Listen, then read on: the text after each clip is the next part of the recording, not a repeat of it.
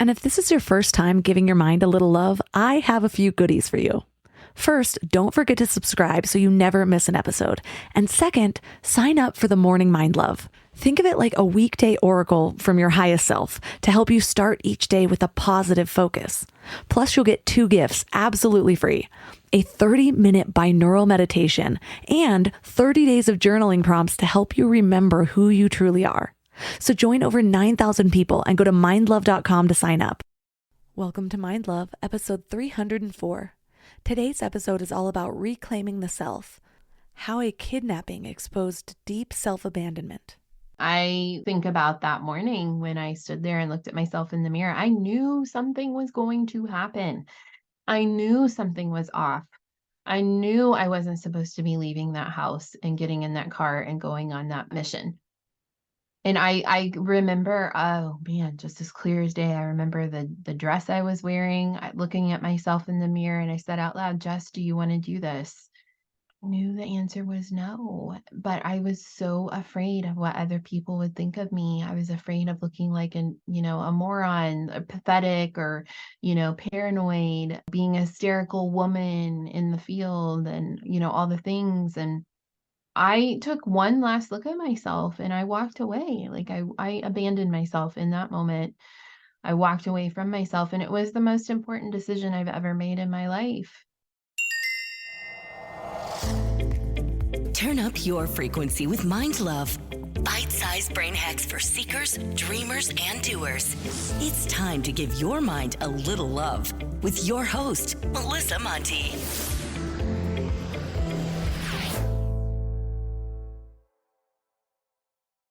If this is your first time giving your mind a little love, don't forget to hit the subscribe button. Mind love is a habit, and the more you give your mind that love and intention, the better you'll feel about yourself and your life. Plus, it's really a win-win because more subscribers means Mind Love attracts even more amazing guests to bring you their wisdom. So don't forget to subscribe. Do you ever catch yourself doubting your own judgment? Or maybe hiding parts of who you truly are, like your emotions or your beliefs or ideas, just to blend into the crowd or keep the peace? I'm talking about those moments when you shrink back, tuck your thoughts away, and become invisible, all to avoid ruffling someone else's feathers. Or the times that you minimize your feelings, making them feel insignificant just because you believe that maybe they don't matter, or it's just not you to make waves. This is the quiet curse of self-abandonment. It's the process of slowly stripping away your self-worth, neglecting your own needs, and forgetting that your voice too deserves to be heard. Self-abandonment is kind of tricky because often we do it without even realizing it, because we're so focused on everyone else that we don't even really notice ourselves, which is how the self-abandonment happens in the first place. But let me know if any of these resonate. You second-guess your decisions, or you let others choose for you. You put other people first, often at your own expense. You're a perfectionist with sometimes unreachable goals. You criticize yourself when you fall short of your own, often unrealistic standards. You push down your feelings, or you avoid or numb the discomfort. You don't have a whole lot of personal boundaries. I have 1,000 small stories of turning away from myself and a few really big ones, where I ignored that inner voice only to be left feeling lost and more alone than ever. I can specifically remember a memory in college when I was crouched over a toilet, purging my food for the 5th time that week, thinking, this could become a bigger problem if I keep doing this. Well, that's not what I wanted to hear at the moment, so mute. Cut to a serious case of bulimia that consumed my life for the next 10 years. Or the time sitting waiting for my ex-boyfriend to pick me up, knowing that he was manipulating me, but also being so wrapped up in wanting to feel wanted that I ignored my knowing, only to end up in my darkest rock bottom thus far. I could go on, but I'm going to spare you. So why do we self-abandon in the first place? Usually it begins in childhood. Maybe the adults in your life didn't meet your needs very well, so you felt unloved or insignificant. Or you grew up in an unpredictable or chaotic environment, so you learned to hide your true self to avoid conflict or pain. So you learned to mute your feelings or disregard your needs and question your self-worth. And then, as an adult, you replayed these patterns from childhood. So you might have chosen friends or partners who treat you poorly because it's familiar. And without realizing it, you started to do the same to yourself. You became an expert in self-abandonment because it's what you learned growing up. Or maybe you were kidnapped by pirates in Somalia because you ignored your intuition. Too specific? Well, we'll get there. It's wild. Whatever it stemmed from, it's a destructive pattern. And it's a survival tactic that causes us to turn off one of our deepest powers. So how do we reconnect with ourselves? Well, that's what we're talking about today. And our guest is Jessica Buchanan. She's a teacher, a New York Times bestselling author, TEDx speaker, and a kidnapping survivor. She was named one of the 150 fearless women who shake the world by Newsweek, and she speaks professionally about her kidnapping experience and rescue by the SEAL team for audiences all over the world. 3 key things we will learn are the difference between an option and a choice, how to recognize our own patterns of self-abandonment, and how to safeguard your mind from fear and even psychosis. When you're growing a business, most people think the hardest part is getting clients or making money. But I think it's finding people who actually care about the work as much as you do. And I've been there. I've posted a job, got 100 applications, and maybe 3 of them actually read the job description. And it's kind of soul-crushing when you're trying to build something that actually matters. When it comes to hiring, Indeed is all you need. Stop struggling to get your job posts seen by other job sites. Indeed's sponsored jobs help you stand out and hire fast. With sponsored jobs, your post jumps to the top of the page for your relevant candidates so that you can reach the people you want faster. And it makes a huge difference. According to Indeed data, sponsored jobs posted directly on Indeed have 45% more applications than non-sponsored jobs. One of the things I love about Indeed is that it just makes hiring so fast because you're reaching people who actually are looking for work, not just casually browsing. Plus, with Indeed sponsored jobs, there's no monthly subscriptions, no long-term contracts, and you only pay for results. And guess how fast it is? In the minute I've been talking to you, 23 hires were made on Indeed, according to Indeed data worldwide. There's no need to wait any longer. Speed up your hiring right now with Indeed. And listeners of the show will get a $75 sponsored job credit to get your jobs more visibility at Indeed.com/mindlove. Just go to Indeed.com/mindlove right now and support the show by saying you heard about Indeed on this podcast. Indeed.com/mindlove. Terms and conditions apply. Hiring? Indeed is all you need. I used to be one of those people who had grand plans for a big healthy meal every Sunday night, and I'd make these elaborate meal plans, buy all the ingredients, and then Wednesday would roll around and I'd be staring at that wilted spinach, ordering takeout again. Shopping, planning, and cooking food really can be simple and stress-free, and that's why I love Hungry Root. Hungry Root takes stress out of mealtime by filling your cart with personalized picks and planning your week of meals, getting smarter with every order. With over 15,000 recipes to choose from each week, many ready in just 15 minutes or less, it's so perfect for those nights when you have no energy left. What I love most is their smart cart technology. It actually learns what I like and what I will actually cook. So no more buying ingredients for recipes that I'll never make. Everything that shows up, I actually use. They screen out over 200 additives, including high fructose corn syrup and artificial sweeteners, only high quality meat and seafood with no hormones or antibiotics, and they carry brands like Vital Farms and Ithaca hummus that I already trust. The time I've gotten back has been incredible. Instead of spending Sunday meal planning, I'm doing things that actually matter to me. Take advantage of this exclusive offer. For a limited time, get 40% off your first box, plus get a free item in every box for life. Go to hungryroot.com/mindlove and use code mindlove. That's hungryroot.com/mindlove, code mindlove, to get 40% off your first box and a free item of your choice for life. hungryroot.com/mindlove, code mindlove.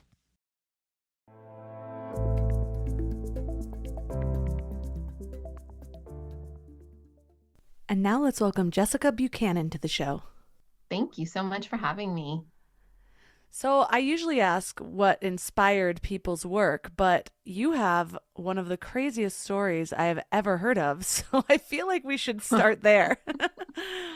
Okay, well, I think the crazy story happened because of my inspiration for my work, even though it was different then than it is now. I'm actually a teacher by profession. And so when I was finishing up my teaching degree way like many lifetimes ago, I felt compelled. I got this like summer teaching position, teaching in like the back country somewhere in Honduras, and got bit by like the travel bug, and that really got into my blood. And so when I was looking for student teaching opportunities and looking around at all the like public schools outside of Philadelphia where I was going to college, it just didn't really like scratch that itch that I had for adventure and to do something a little bit more purpose driven, I think. And so I found a school in Nairobi, Kenya, that would take me on, and I did my student teaching there, and then they offered me a position, and so I took it, and I started teaching at an international school in Nairobi. And then I met my husband a couple months later while I was out with some teachers dancing one Saturday night, and that was about 15 years ago. And so it really, meeting my husband Eric, who's from Sweden, is how I ended up in Somalia. He was based there and working for a non-governmental organization. And so, yeah, we got married about a year and a half after we met, and that's how I ended up in Somalia. So, uh, that then led me on this journey of trying to figure out what to do with my life and my job, because I wasn't teaching anymore. But I got a job with an NGO, a Danish NGO, the Danish demining group, which was the mine action unit of the Danish Refugee Council, as their education advisor. And I was in charge of their East Africa portfolio, and traveled all over East Africa managing their education programs until October of 2011, when everything changed. So tell us what changed, because I posted on social media. I got like 5 different people. Where can I read about this story? And I know that it's just so far removed from people's lives, and so tell us how you were kidnapped by pirates. Yeah, I know it is. It's weird. It's not something I ever thought I was gonna experience or have to talk about. But in at that time and in that part of the world, maybe some of your audience remember the Captain Phillips movie. Tom Hanks, I think, was starred in that, and it was like a ship that had been overtaken by pirates in the Indian Ocean. Well, that was kind of the area that I was working in. And after that particular situation, and I believe they were held for like 4 days on their ship, and SEAL team, I'm not sure which SEAL team actually came in and rescued them, but they were rescued by military intervention. And there were all of these, there were several, I guess I should say, ships or yachts that had been overtaken by pirates in the Indian Ocean.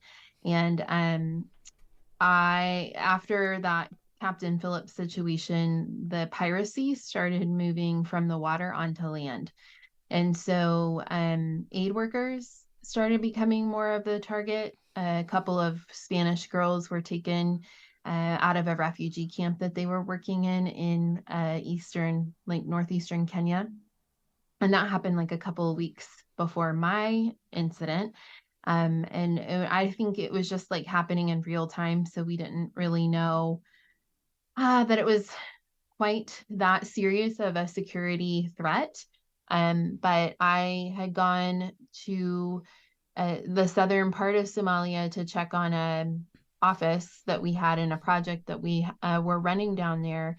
And I was training the staff, and my counterpart, an older Danish gentleman named Paul, was in charge of that group. And I had canceled the training twice before because I didn't feel good about it. I had this like gut feeling that something was off.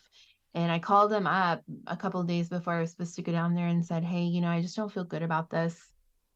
And he basically was like, well, if you don't come down here and get your job done, then we'll find somebody else who will.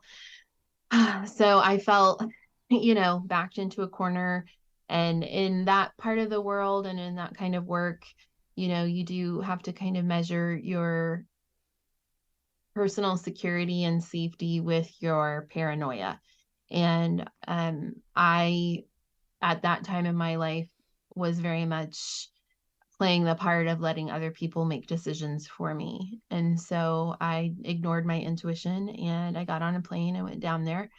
And so that would have been like the end of October, October 25th, 2011. I was on my third day of training, and I was particularly worried about that day because we had to actually leave the office that we were staying in and working in. And I knew from other like security trainings that I had participated in that usually if you're in transit, like that's when you're most vulnerable. And so we made it to the southern office, did our training, finished up around 3 o'clock in the afternoon. A convoy of 3 armed vehicles comes to pick us up, armed guards in the front, armed guards in the back. And then Paul and I get into the middle vehicle, and we have a Somali guy who's driving, and then our Somali security advisor for the organization, a man named Abdurizak, gets in the back next to me. We drive through the gates of the compound, and for about 10 minutes, we're driving through the town of Galkayo. And, I'm not really paying attention. I'm just thinking about, like stupid stuff that you think about when you're done with work, right? Like, what am I gonna have for dinner? And, can I get my workout in before, stupid stuff. And then this car comes, like another Land Cruiser comes rushing, like roaring around the right side and cuts us off and splashes mud up all over the windows and the windshield of our vehicle. And I can't see out the windows anymore. And I remember looking up saying out loud, what a jerk, who drives like that? And then I can hear all of this shouting, and there's a crack of the butt of an AK-47 on the car hood. And then I knew something was really wrong. And Abdurizak's door is pulled open, and there's a guy, a really angry looking guy wearing a police uniform, standing there, and he has an AK-47. And he pulls Abdurizak out, climbs in, puts the gun to my head, and starts screaming at the driver to drive. And that really just became like this slide into, I feel like it's like in a whole other dimension, like we drove for hours, and we kept stopping and changing personnel, and we drove some more, and we would stop, and more people, would get in the car, we'd be forced into other vehicles. And then, we did this for hours. And then at some point in the middle of the night, they forced us out of the vehicle and ordered us to walk out into the desert. And I believed that we were going to be executed. And so it was like a death. For me, it felt like a death march. But we walked out into the middle of the desert, and we're surrounded by all of these armed men. And then they just tell us to go to sleep. They want us to just like lay down in the dirt and go to sleep. And it's really interesting how your body and your mind want to protect you. It knows that you are not safe, but it shut down, and I just like completely passed out and fell asleep in the dirt.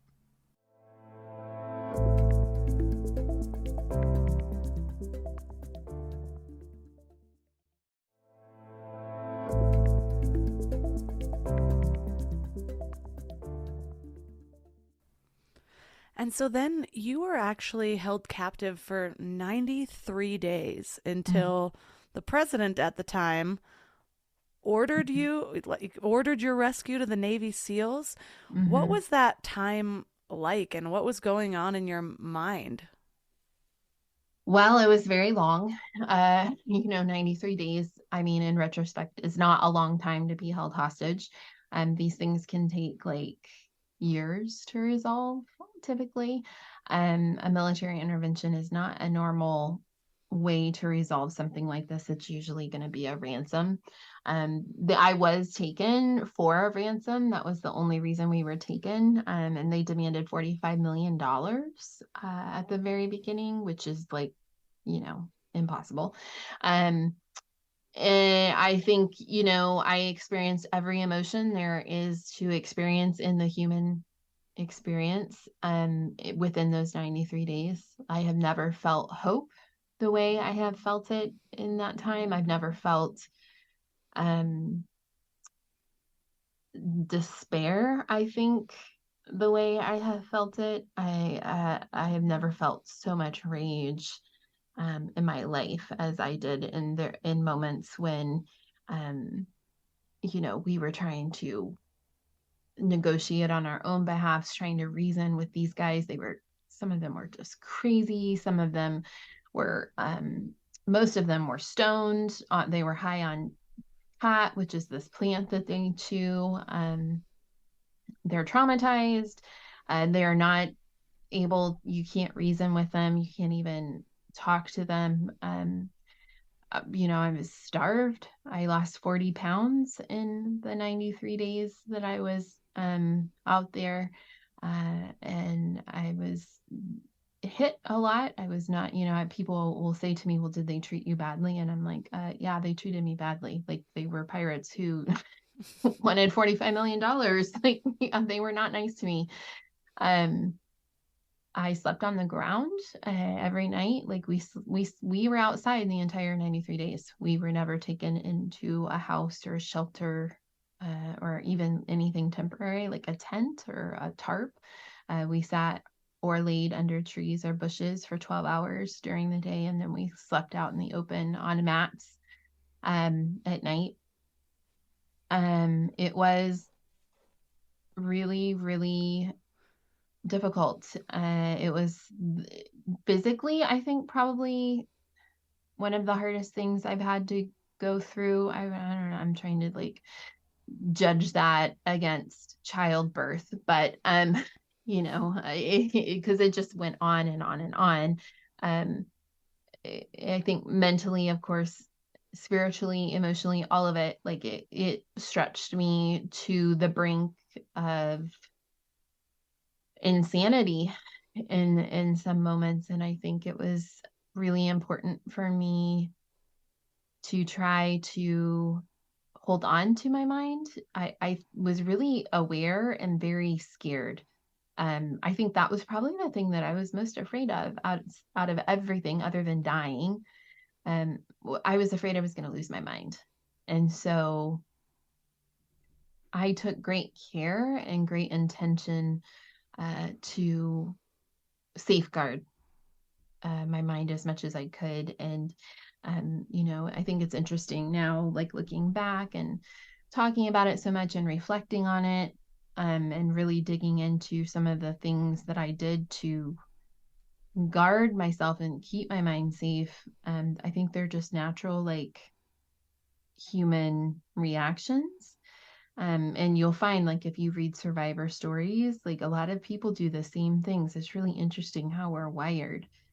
But for me, I tend to like have a inclination towards the spiritual. And so I like to, probably over philosophize things. But I woke up probably like halfway through the captivity and realized that I was actually being presented with an incredible opportunity, because I had all this time that I would never have again in my life if I survived. And so I did this, like this memory kind of activity, if you will, where I went back through my life and did like a life review. And I really believe that because of that, I was able to deal with some things that I have been putting off. And I think I always say that it was like the time where I actually met myself, because there was nothing there. There were no distractions. There was nothing but just empty space. And I think that I have come to understand that, those moments, sometimes they feel like they're going to go on forever. Those are really opportunities for us to meet ourselves, who we really, really are, what we're really made of, and the limits at which we are capable of going to. So yeah, I think it was an interesting time, that's for sure. I can only imagine. I did just give birth, so you're relating it to childbirth, of which was more physically Mm-hmm. strenuous. I guess I can relate to, although it's so different. But it's interesting because my first birth lasted like 70 hours, and I ended up having to transfer from a birth center to a hospital, and that's all I had to reference for my Mm-hmm. second birth. And my second birth was also kind of dramatic. The biggest storm of in the history of my town rolled in on my due date. I was planning a Oh. home birth, and long story short, we ended up having to leave the mountain for 12 days, came back, baby was super late, but then I went into labor and it was so painful. I just remember thinking this has to be more painful than my last birth. Mm-hmm. It just can't last as long as before, and I started to like sort of lose it a little bit. I was really Mm-hmm. second guessing my decision because I was like, I cannot do this for days. And then I realized how much faster it was going. It only ended up lasting 3 hours of active labor, thank God. But my point is that it reminds me of Viktor Frankl's Man's Search for Meaning, where it's Mm-hmm. that seeking the meaning of something that really helps you to survive something. And Mm-hmm. with childbirth, I think that's the difference, is that it's already got its meaning for the most part. Mm-hmm. Yeah. Also, once I realized it wasn't going to last days, that's when my adrenaline kicked in, and it was so much more manageable than the time I was swimming in my own mind, like, how long is this going to last? And I Mm-hmm. can only imagine you having no idea when this is going to end, or how it's going to end, or if it's going to end, Mm-hmm. would be traumatic on its own. And so I'm curious, though, tell me about when you were rescued. What was that period of time like? Because now clearly you have found meaning in this, and you have used it to bring out hope and inspire other people, and really reflect, like you said you did with your life experiences while you were there. But how long did it take you to really unravel that and create this personal mission from it? Mm. So interesting, because I had a client session this morning, and she's like 2 years into her recovery or healing journey, let's say, and experiencing deep grief, deep loss, and it's like that old adage, you can't compare your beginning to someone else's like ending, kind of.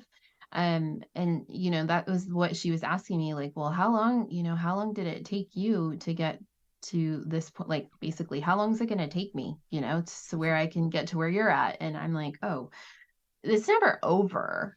Like, this is my journey.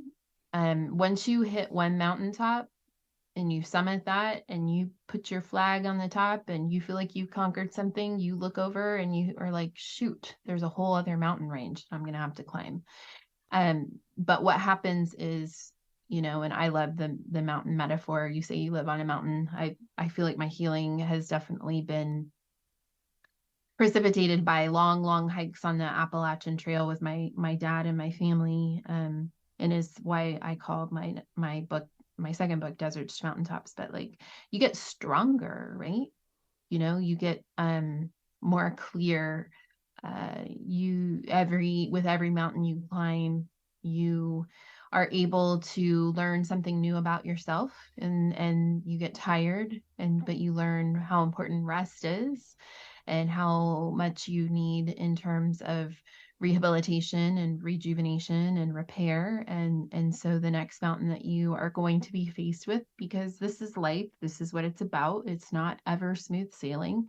It's about continuing to trust that the universe is gonna, help you along your way. And so I don't think it's over yet. I think I'm just gonna keep hiking my way to whatever is next, and I'll just keep working at the healing thing, because there's always something. You peel one layer and then there's something else, you know. I mean, I kind of chuckle sometimes. I say I have more trauma than just the kidnapping. You know, I've taken the last 10 years to try to heal and figure this thing out, but there's lots more to uncover there. So does that answer your question? Yeah, I'm just trying to get an insight into your mind, and I totally relate because I've gone through my own trauma and I have the big story of my life. But Mm, in this given moment, I'm living a whole different story, mm, Like there's other things that maybe if I said them out loud wouldn't seem like such a big deal, but feel like a big deal while I'm dealing with it. There are other things where it feels like a big deal because of what I've gone through in the mm. past. And so Yeah. it's like life is always reflecting back to me a different reflection of where I am and what is next to work on. So the journey is Hmm. never over, despite what it looks like, or Yeah. despite how a pretty bow is tied on, a Yeah. completed book or or Yep. a keynote talk or whatever it is. I was recently Hmm. interviewing Cheryl Strayed, and she was saying the same thing where I and I loved this aspect because a lot of my trauma was from really poor decisions that I made, Mm, and really realizing like yes, I was victimized in certain situations, but this version of me, this version of Melissa would also never get herself into a lot of those different situations. And yeah. so, yes, I was victimized, but also I put myself in a lot of situations that made it more likely that I would be. And so, Yeah. and there have been times where I've looked back on my life with regret for some of those decisions. Hmm. Even knowing what I know and even knowing how it created the person I am, I'm like, really? I had to learn that hard of a way. Yeah. And I related to Yeah. when you said in your book how you took the scenic route. I'm like, yeah, Hmm. mine has a lot of scenery that I did not want to see. Yeah. And so, That resonates for sure. For and sure. But you've learned them, right? Like, yes, I don't know. Sometimes there's some of us that need to be, I always say, the universe took me out into the desert to shake me up, to wake me up to my life. And in a sense, it was a very loving act, because I learned how to be inextricably connected, to my gut and to my intuition. And if I hadn't gone through that experience, I would still be making decisions, I think, that um, would be for others. yeah, and I love the theme through your work about self-abandonment because Mm-hmm. there's something about that term where I've taught about intuition, how to connect to it, what it looks like when you don't. Mm, But the idea that not listening to our intuition is a form of self abandonment, for mm-hmm. some reason that hits a little bit deeper because it really shows the stakes of what there is to lose versus even what there is to gain if you are not abandoning yourself. Mm-hmm. Right. I mean, I think about that morning when I stood there and looked at myself in the mirror. I knew something was going to happen. I knew something was off. I knew I wasn't supposed to be leaving that house and getting in that car and going on that mission. And I remember, oh man, just as clear as day, I remember the dress I was wearing, looking at myself in the mirror, and I said out loud, Jess, do you want to do this? I knew the answer was no, but I was so afraid of what other people would think of me. I was afraid of looking like a moron, or pathetic, or, paranoid, being a hysterical woman in the field, and, all the things. And I took one last look at myself and I walked away. Like, I abandoned myself in that moment. I walked away from myself, and it was the most important decision I've ever made in my life, because it changed the trajectory of my life. And, I'm just so fortunate to be here and to be alive, and to have gotten to learn that lesson. Because, I mean, I could have died over and over and over again. When we're pushing towards a career path or trying to make a name for ourselves, so often we hear to push through our fear, or to not let fear stop us. How do you differentiate between pushing through that fear so that you can basically make a bigger life for yourself, or do greater things than you thought were possible, versus the intuitive fear or the intuitive thought of maybe this isn't a good idea?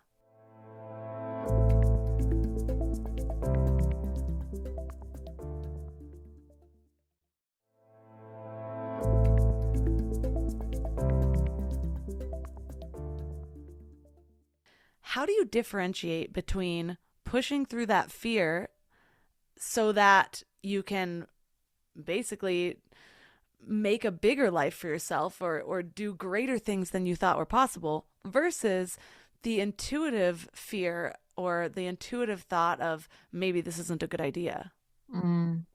I was recently introduced to this. I guess you could call it a concept of, is it my intuition? Is it an intuitive thought, or is it an intrusive thought? And I had never really contemplated the difference between those two things. But I've been really reflecting on that. And I think for me, the difference comes into clarity. If it's an intrusive thought, then it's going to be cloaked in shame and unworthiness. I can't do that because of X, Y, and Z. It's based on what other people are thinking about disappointing other people.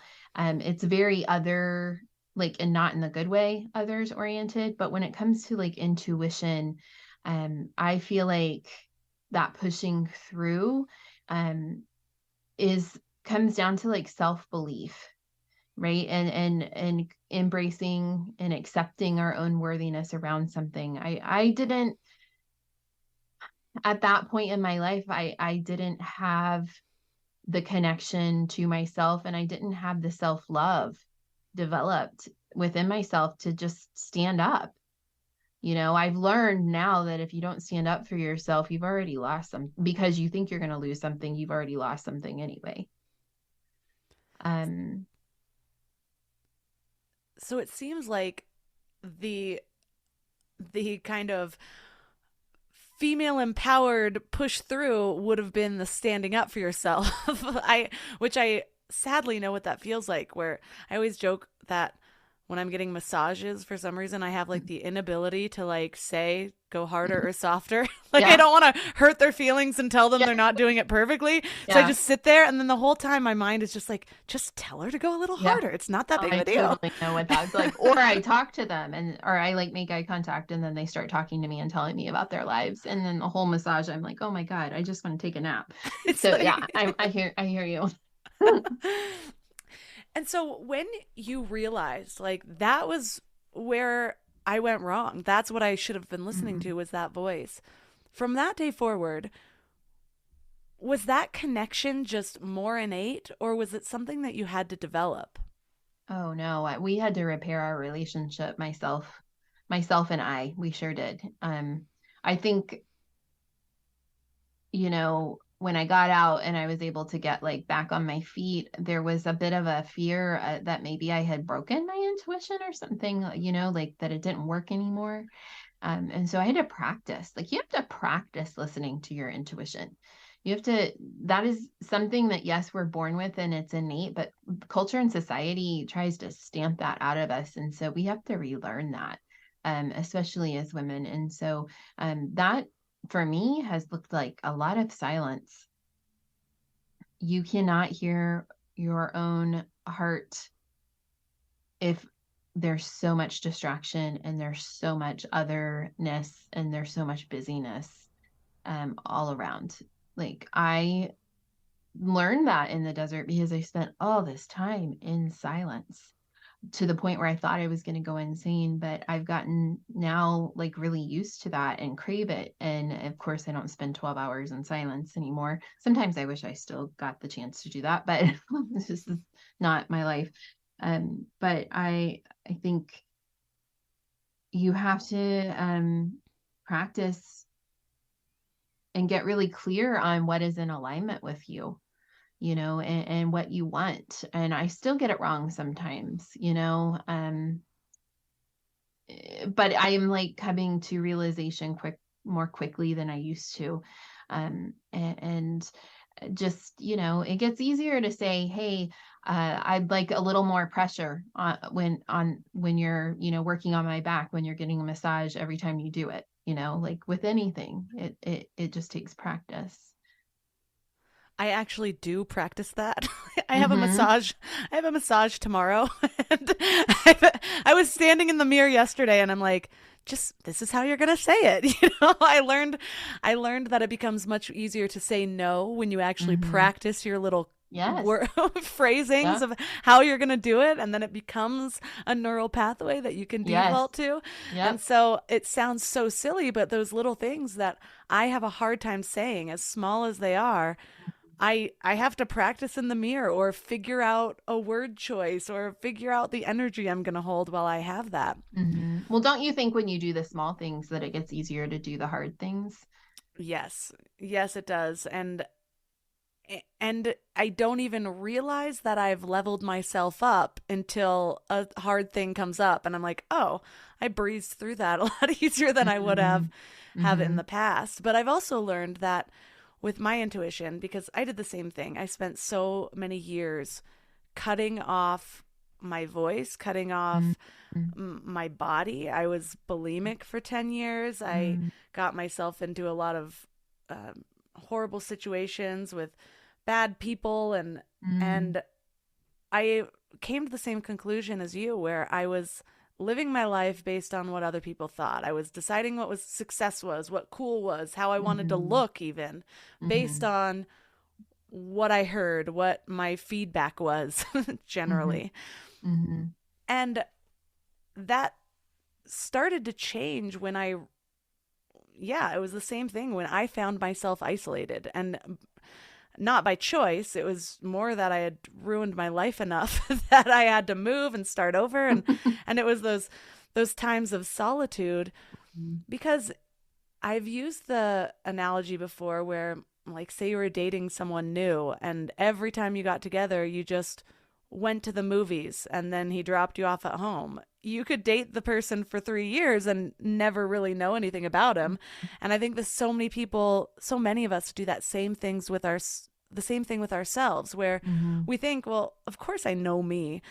But how many of us have said, oh, this person knows me better than I know myself? Why Mm-hmm. is that? Are you not taking the time to reflect on your own patterns so you don't even know why or what you like, what you don't Mm-hmm. like? And I found myself in that spot. And so it's like I needed to have dialogue with me. I needed to ask myself questions and let the answer arise, because the default answer that was going to arise was going to be based on everybody else rather than Yeah. myself. Yeah. Yep. That totally resonates. And it's when we are brought down to our knees, right? Or, like we find ourselves in a desert, that is when it's like, okay, well, it's time to get to know this girl and help her along if we want to survive. So tell me about how you safeguarded your mind while you were in that time. You talked about sort of reflecting on your life. What did that look like? Well, I mean, I got really organized and I got really detailed, and I made a work plan for myself. And so I decided that every day I was going to take 1 year, or maybe it could go into 2 days, but I was going to go back as far as I could remember, um, and like remember everything that had ever happened to me in my life, like the good, the bad, the beautiful things, the ugly things, all of it. And I had lost my mom a year before this, and I'd lost her very suddenly and tragically. And so I was like really in the throes of my own grief still. And I had actually been thinking about, ironically, after this trip, when I was planning when I got back to let my organization know that I was going to take a sabbatical. I was going to take a couple of months off, and I don't know, I was like in my early 30s, so I thought, I'll go to India and sit in an ashram somewhere, and like just gut it out, right? I was like meditate and yoga and cry and, intermittently eat some vegetarian food and just move through my grief.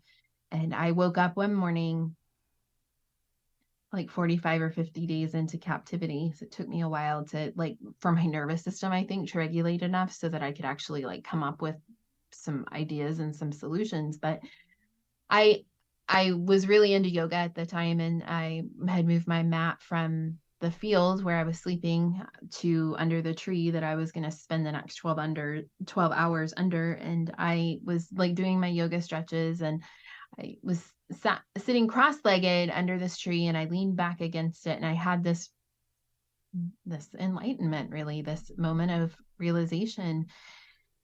And I thought, didn't the Buddha reach enlightenment while he was sitting under a tree?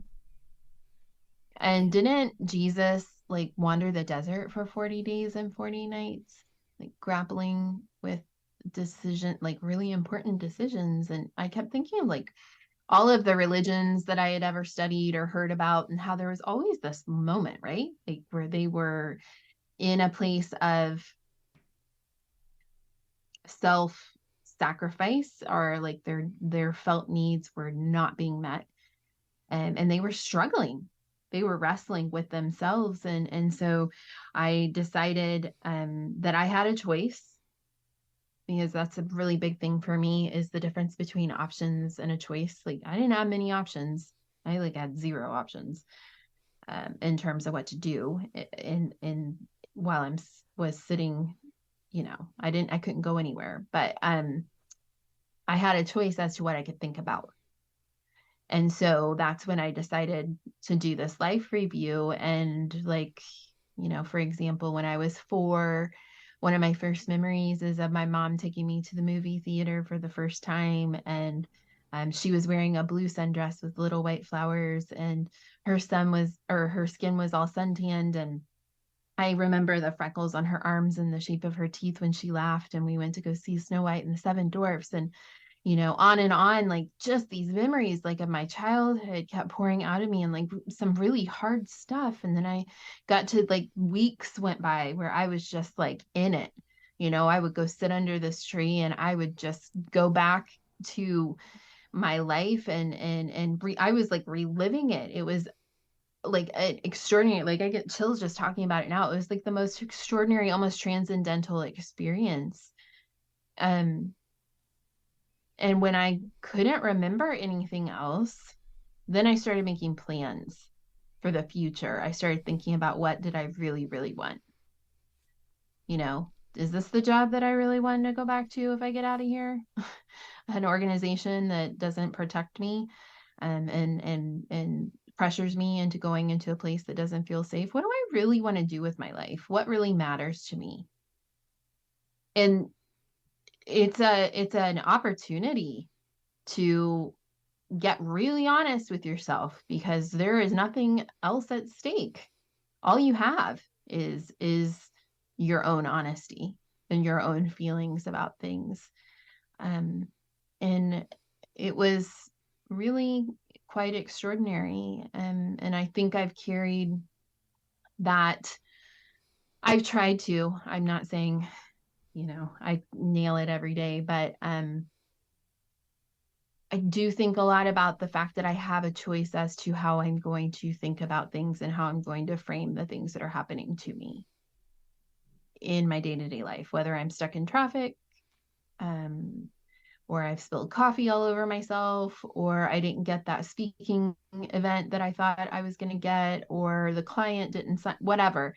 It has led me down this path of real, I guess power, taking my power back, because I do believe that I have complete control over what I'm thinking about in my mind. And if I could figure out how to do that, being held hostage with guns to my head, then surely I can do it sitting here at my desk in the suburbs of DC.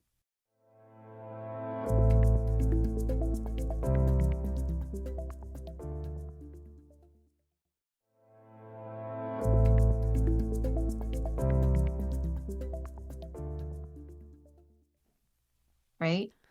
Yeah, I have thought about just how interesting it is that so many of the almost spiritual modalities, like the ways that people transcend are are very similar to like things that people would never choose for themselves, like Mhm. fasting. Like Right. talk about fasting to somebody who's being starved and it looks batshit crazy, you know. Hmm. And then that solitude that you talked about, I've thought about that, how people that are in solitary confinement are likely to Hmm. lose their minds, but that's also like, people go on darkness retreats, and you talked about Jesus and Buddha. It's that Hmm. solitude where there's another path to go down. Hmm. And so what's it like to choose that, and how many times are we creating the prison in our own minds Yes. based on a situation versus the path of hope, which Hmm. in your situation was a very extreme example of that, but we do it so often in these little things where, I mean, I do it to myself all the time where all of a sudden I'm like, I want a bigger house, or Yeah. I don't know if it's the right time to buy, and then this, and then all of a sudden I feel trapped in like I have no options. And it's like, what do you mean? You have a Hmm. great life. What did you Yeah. just create right now? Hmm. It clearly wasn't the highlight reel. Like, Right, right, right. It was just all a projection of like what? I don't know, what things that we're afraid of. Like, sure, I could have sat there under that tree and thought about all the different ways they were going to kill me, but that was not going to serve me in any way. And I wasn't in denial. I mean, trust me, I was very aware that I was surrounded by men who wanted to hurt me with guns, but I had to go somewhere else in my mind in order to keep it. And my I didn't my body wasn't free, but my mind was. I was in charge of it. And I think that like we kind of have to look at our minds that way, as we're stewards of it. Like we have to protect our minds. We have autonomy, over what we let into it. And that is, easier said than done for sure. And again, I want to like be clear that I do not feel like I have this mastered. But I have had moments where I have seen that play out in my life. And then that would parlay into gratitude, of course. It, everybody talks about gratitude, but it's so true, and when I felt really, really low, I would reach for something, reach for a higher thought, reach for something to be grateful for. Sometimes it was real pathetic, like, I'm really glad my toenail didn't fall off today. I mean, just something. But I made myself find something to be grateful for, and I still do that now. Like when I'm starting to feel my vibration drop and get really low about something, I'm like, nope, nope. Okay, let's find something to be grateful for. I'm grateful for my health. Blah blah. Yeah, sure, I'm grateful for my health. Well, you know what? Tomorrow I might wake up and not feel healthy, and then I'm sure gonna wish I was grateful for my health the day before, right? So I just think that we do create our own reality and our own experience no matter where we're at. so now, with everything that you've learned and your relationship with your intuition now, how do you how do you determine the things that you really want versus maybe a different kind of story that you're telling yourself? Because I know for me, I even get overwhelmed with the options that I have. And it takes me a while to be Hmm. like, no, this is what I really want, because I can create a dream scenario for almost anything. And Yeah. Oh, I get that. it kind of comes back to that, well, I've seen this other person be successful and happy in this. I've seen this, and it's like, yeah, but what's lighting my fire? What is it that gets me in my own unique way? How do you decipher that? I think it's about what makes me feel good. Our feelings are information, right? I think really, really important information. And really, all I want is to feel good. All I want is to feel free. What are the things that bring me that feeling? I don't know. That changes. Um, and I think it's different for everybody, but you're asking me about me, so I can only speak for me. when I feel genuinely grateful for everything I have, when I feel at ease and in flow, when I'm not worried or anxious about what's next in my business, or how I'm going to pay that bill, or um, whatever. That to me is like, that's the stuff. Like, that's where I want to be residing all the time. Um, and I'm learning so much about just like surrendering that outcome. Um, still, I feel like I got a lot of really clear direction and lesson during the captivity. And if ever there was like a visualization or a manifestation that came true, it would be the rescue. Because I couldn't have even planned that out. That was just miraculous, really. But I use that, I guess, as a baseline too, to say, like, well, if that could happen, then sure, so could all the other things, right? And I think we all have some sort of baseline like that in our lives if we look for it. Yeah, and instead, so often we are looking for the things that went wrong. We are remembering the things that went wrong. We're letting that create our vision for the future. Yeah. It's I think we look for proof that it's not going to work out. yes. But how about we start looking for proof when it did, Yeah, focusing on that? I have a goal setting, a spiritual goal setting masterclass in my membership, and that was probably the biggest step that I did when I actually started reaching my goals versus talking myself out of them for a decade. and Mm-hmm. and I really believed, I was like, I think I wasted all my willpower on high school and college because I felt like I could not accomplish a big goal. And then I'm like, well, wait, actually, what did I have in high school and college that I don't have now? I'm not creating a structure for myself. I'm not watching, there's not a healthy competition with a bunch of people around me. I'm not like constantly checking my grades and seeing how I'm succeeding or whatever it was. Mm-hmm. And a big step for me was sitting there and writing down all of my accomplishments, all of the proof that I could do something big. Mm-hmm. And when I started to write, I was like, I don't even know what I'm going to write. I didn't have that belief of myself. And by the time I was done, I'm like, how did all of these things not come top of mind immediately? I know these Mm-hmm. things. I lived these things. And at the end of just that exercise, I all of a sudden my goal was going to happen, and I knew it was going to happen, and it did happen. And so just taking the time to choose which of our memories are top of mind can Mm-hmm. make such a big difference on what we're willing to do in our next step. Mm-hmm. Yeah, I love that. I think that's amazing.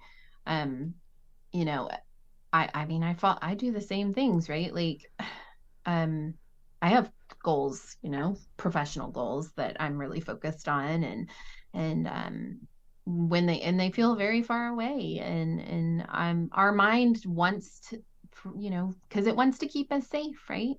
And it wants to stay comfortable, and it wants to stay in what it knows, and my mind anyway knows, that, oh, I shouldn't try to, level up, or try to, move to that next thing because it feels too scary. And so it's always looking for proof of failure.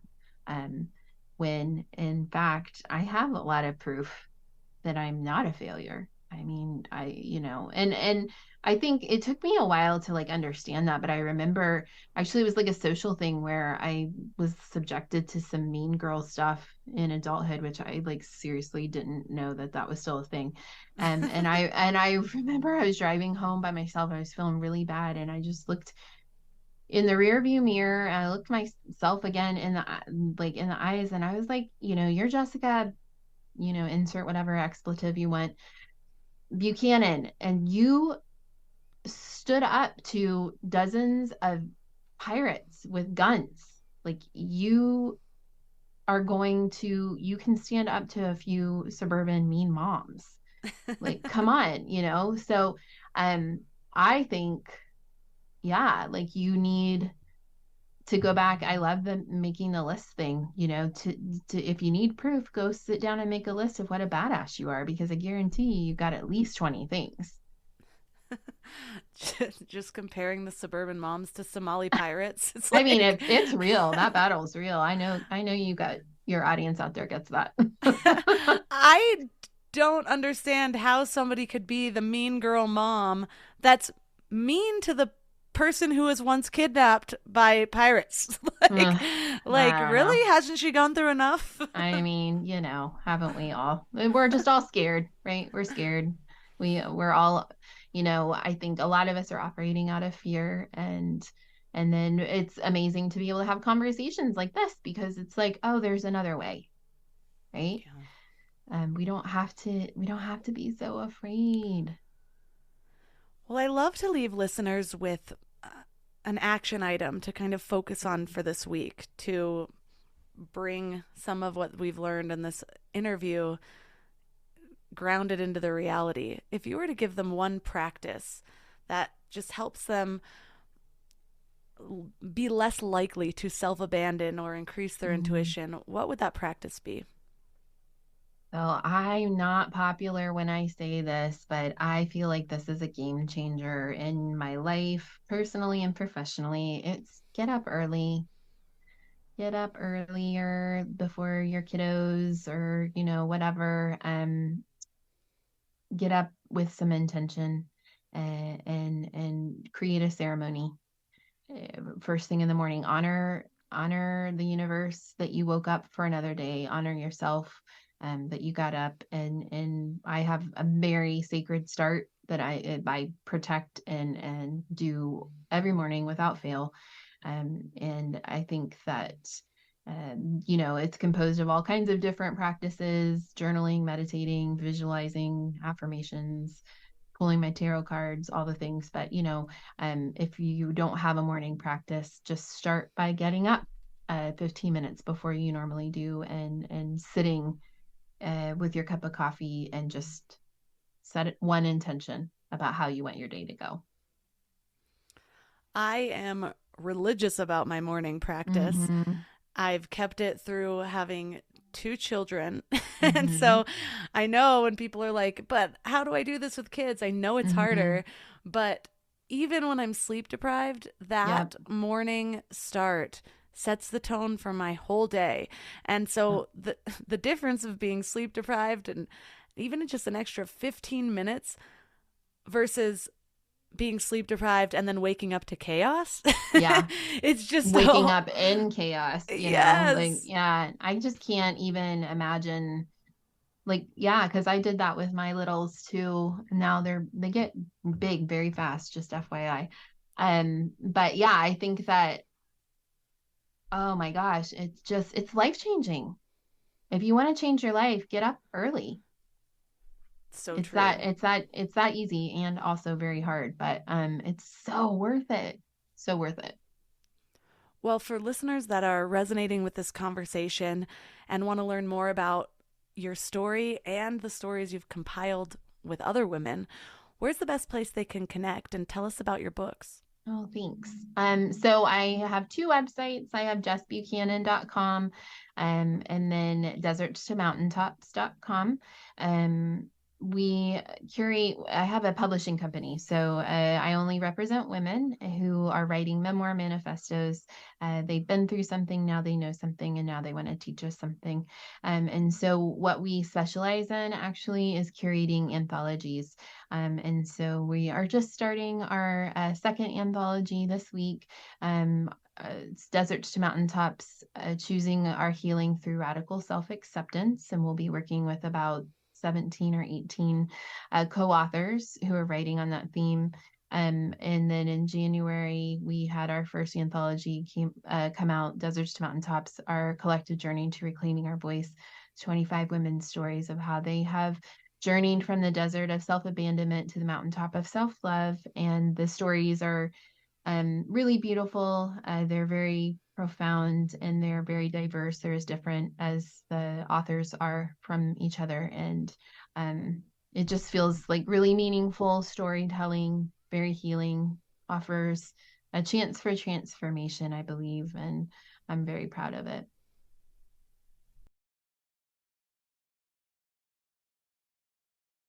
All the links from this episode will be at mindlove.com/304. Your challenge for this week is to just listen to your inner voice. Set your intention to have your mind aware of the inner voice at all times. Really listen for it. And keep in mind, until we build that relationship, we might not hear it just speaking to us. So sit in stillness and ask yourself questions. Allow the answers to rise as though you trust that you actually have those answers inside of you. Trust the wisdom that comes up. This is how you start to build your relationship with your inner voice. This is how you start to actually build the strength of your inner voice so that it pops up more often. That inner voice is our built-in guidance system. It always has our highest good in mind. So this week, just get in touch with it and let me know how it goes. Reach out to me on Instagram at mindlovemelissa. Don't forget about the Mind Love membership at mindlove.com/membership. There are over a dozen masterclasses. There's meditations. This month's meditation is amazing. I've already gotten a ton of feedback on how powerful this yoga nidra for deep sleep is. So I'm really excited to share all that's in store at mindlove.com/membership. You can find my sponsors at mindlove.com/sponsors. And that's all for today. So thanks for giving your mind a little love today, and I'll see you next week. Thanks for tuning into Your Higher Frequency with Mind Love. Head to mindlove.com for a free gift to keep your vibes up until next week.